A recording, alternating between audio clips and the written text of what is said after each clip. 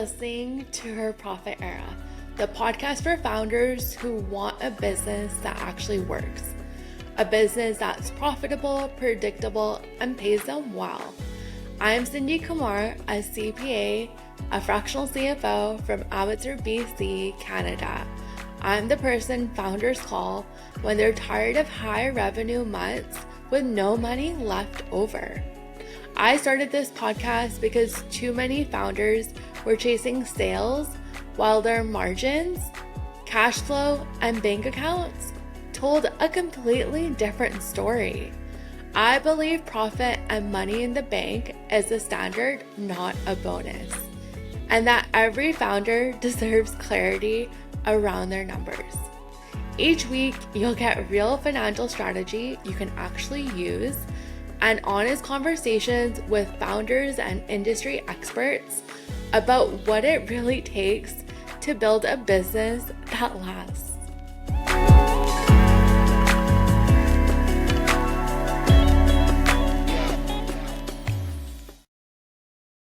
Today, I want to talk about why your personal spending plan matters more than your revenue goals, because we're all focused on revenue, but looking at our spending is non-existent. Let's talk about the thing that quietly sabotages is most financial goals. Not revenue, not mindset, not strategy. It's your personal spending. And you're probably thinking, what does personal spending have to do with revenue or business goals? But I'll get there. I see people set big business goals all the time. Higher revenue, better cash flow, more freedom. But their personal spending has no structure. So even when money comes in, it feels like it never stays, right? And most of the time, it's not because you're bad with money. It's because spending has slowly increased without you even knowing to stop and decide what you're spending your money on. Is it something you actually want, or you're just spending for the sake of spending? You're trying to keep up with your friends who has like the big house, the Porsche, the Ferrari, whatever it is. It's like you're just buying things for the sake of buying them and trying to keep up with people. But maybe you don't even want the house. You could totally rent a house if you wanted. Or maybe you don't even want the luxury car. And the thing is, it's all about awareness. So taking a step back and just like, why am I spending the money on the things if I don't really care about the material things? And that's what lifestyle creep is. And it's one of the biggest reasons why people always feel broke, because they're always consuming, always spending money, even when they're making good money. So a lot of people think, oh, like I just need to go on a budget and that's all I need to do and everything's good. Now, I want to tell you, if you're thinking that, don't do it, because budgets just don't work. Like, think about going on a diet or telling yourself, I can't eat in certain things. Well, you'll be good for like a couple of days, couple of weeks, and all of a sudden you're just like, fuck this. Like, I want to eat the cake if I want to. I want to order that pizza. And then it's like all or nothing kind of mindset. And the same thing goes with budgeting, because people feel like it's too restrictive and they have to cut out and give up things in order to feel disciplined with their money. But let me tell you, nobody got rich by giving up their $5 Starbucks chai tea lattes or whatever you drink, frappuccinos, whatever it is. Like, nobody got rich by giving up all things like that. And that's why, like, I tell my clients, we're not putting you on a budget. Instead, we're doing a spending plan. And how a spending plan actually works is similar to like business spending. You're going to go through your personal spending line by line. So let's start off with like your home. Are you renting? Do you have a mortgage, utilities, your cell phone, all the kind of things you pay for on a day-to-day basis? Then we're going to look at like your wants. So if you want to go on vacation, if you want to go get your hair dyed, your hair colored, makeup, hair, whatever it is Maybe you get your lashes done, you go for a laser, like whatever it is, get your nails done, all those things, like looking at how much you spend on a monthly basis and then looking at how much you spend per year. Another thing you should be looking at is like car insurance, gas, like maintenance, like how much is your car actually costing you? And then also groceries, food, if you have kids, like, or even pets as well. I know vet bills are really expensive too. And just factoring that all into your personal spending. And the point of it is to look at, like, it's just more awareness, like, where is your personal money going? So if your business pays you $30,000 a month or whatever it is, depending on when you take money out of your business, like where is that money actually going in what areas of your life? And it's not about like shaming you or like making you feel so restrictive. It's just like the awareness piece. Like maybe you like to order out or like use Uber Eats or whatever it is, and that's part of your lifestyle. Well, it's like, okay, let's understand that then. Another thing is like subscriptions. Everyone has Netflix, Disney, Amazon Prime, like HBO, all those things you're paying for. But it's like, are you watching all of them every single day? Probably not, right?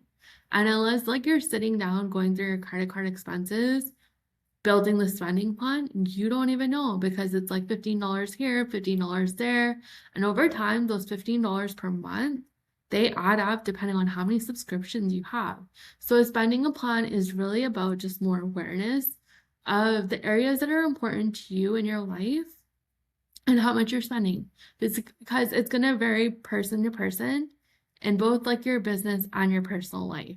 So what's important to you may not be important to the next client or someone else that has like a similar business to you. And that's totally okay.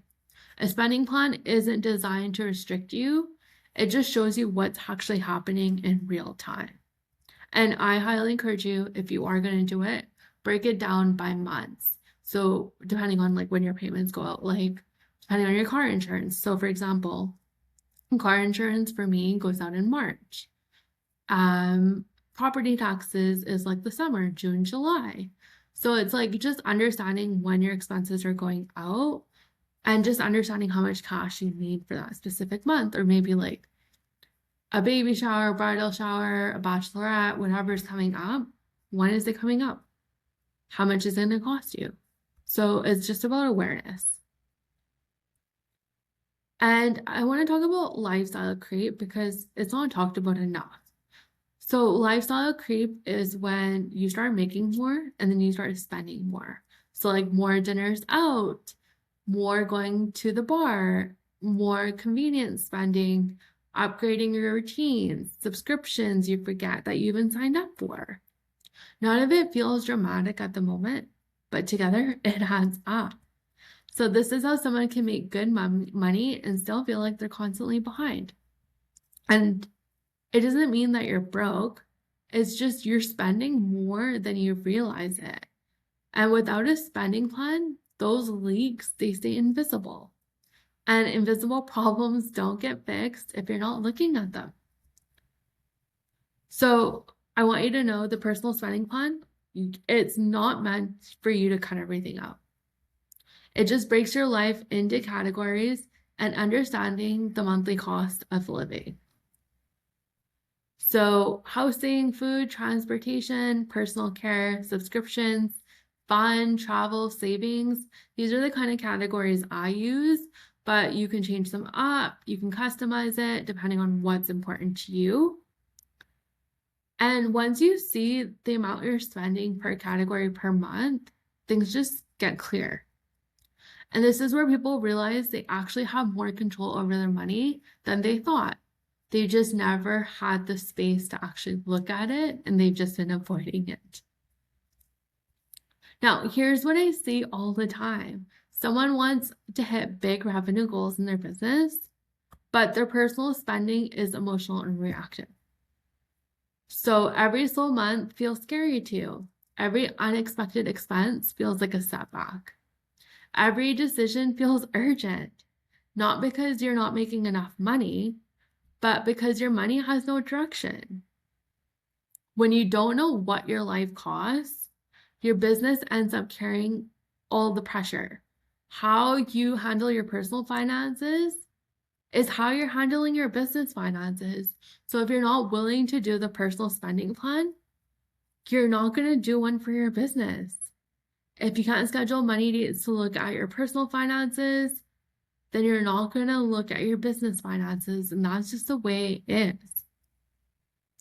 A personal spending plan removes the pressure. It gives a business room to operate instead of constantly trying to save you. And also, once you have that personal spending plan built, you know exactly how much your business should be paying you per month, rather than just pulling out money whenever there's money left over in your business, because your business should be taking care of you. You're not an unpaid like intern doing volunteer hours. Like, you're the CEO and the founder of your business. You should be paid like it. And there's another layer to this that comes up a lot, especially for founders who like to travel. They like to live in certain areas in the world 6 months of the year, or you just work online. When personal spending has no structure, it bleeds into your business. Like rent, meal, travel, work-related expenses that are kind of personal but kind of business.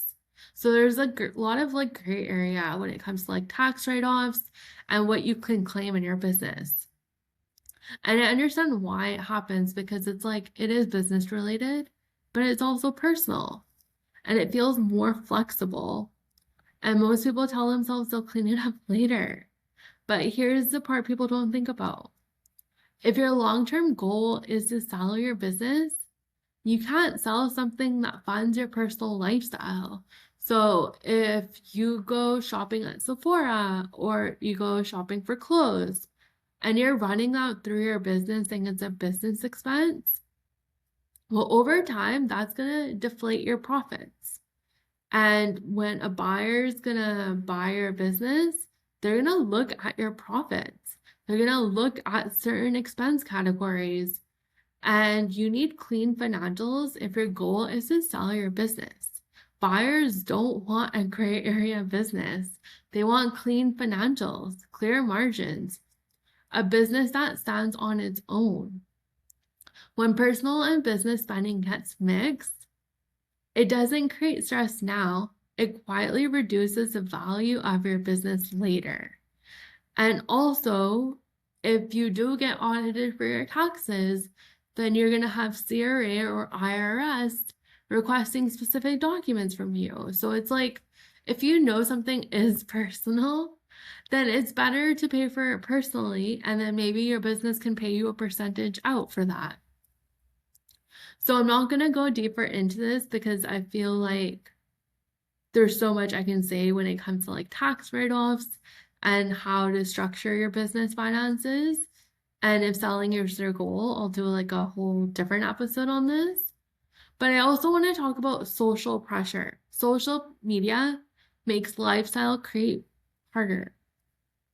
You're constantly seeing routines, trips, outfits, lifestyles framed as normal. Oh, like I just manifested this and I just got it. Like, no, it doesn't work like that. And without realizing it, like with consuming content, you decide to like, I want to buy that coat because that girl's wearing it and looks nice. Like, you're easily influenced by like all of these things subconsciously that you don't even realize it.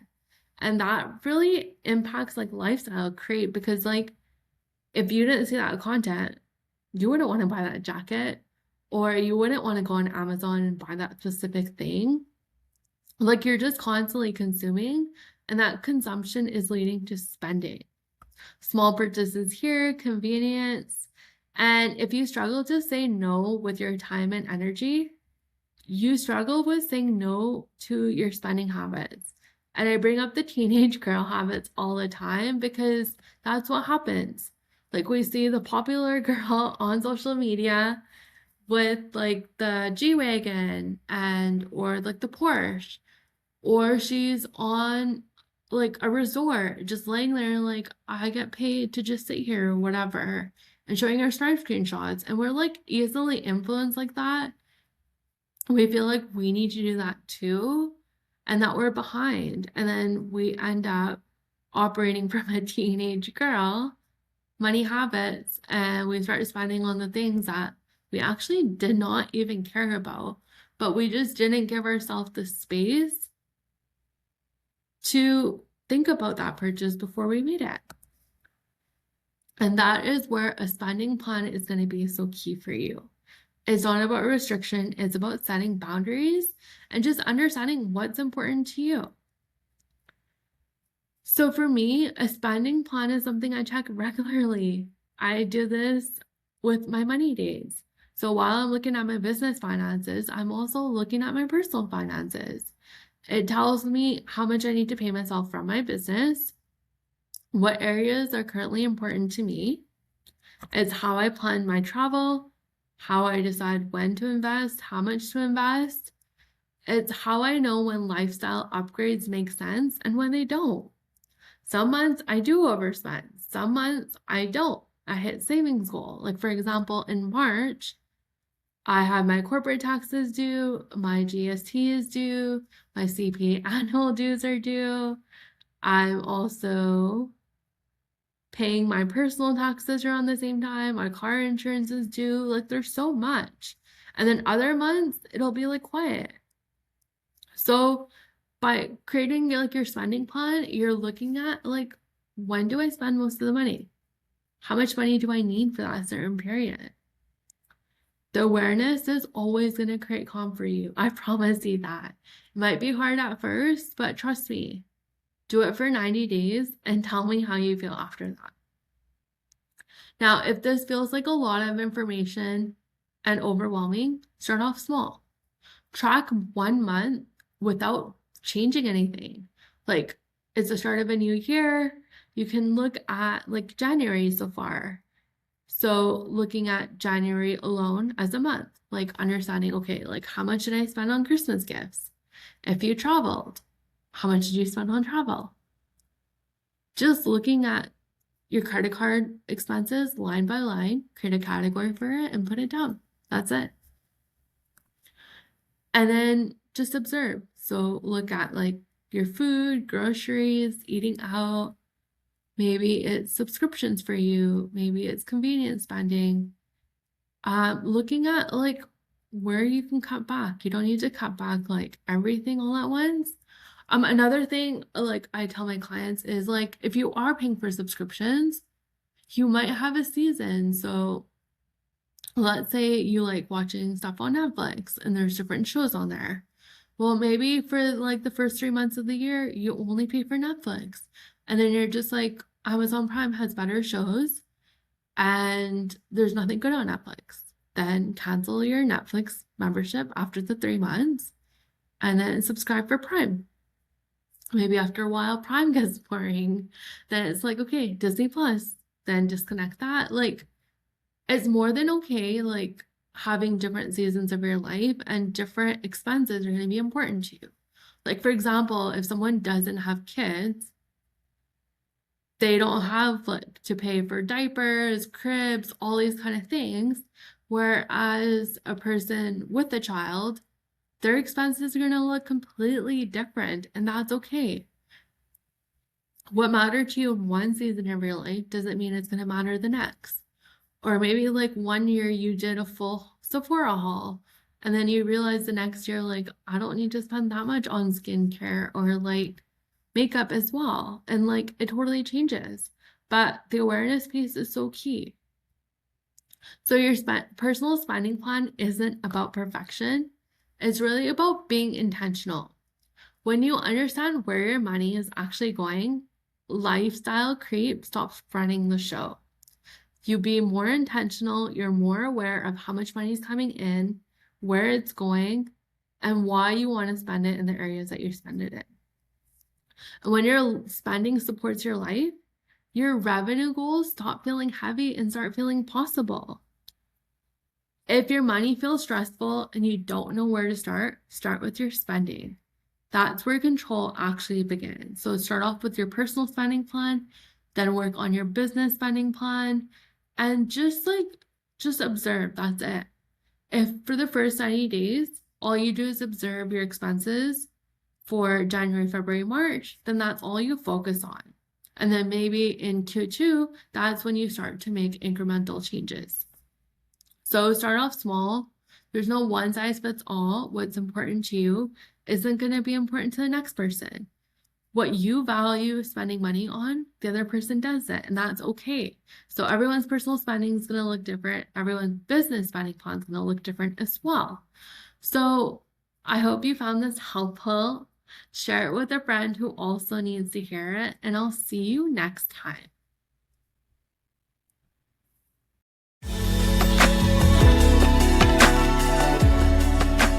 If you're a founder who wants real strategy, not noise, and you want someone in your corner helping you build a business that feels aligned, is profitable, and actually supports your life, you can apply for CFO on Call.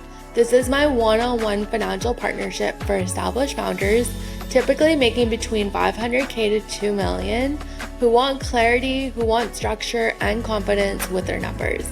The link is in the show notes, so you can schedule a profit strategy call, or you can DM me CFO on Instagram at @CindyKumar, and I'll send over all the details.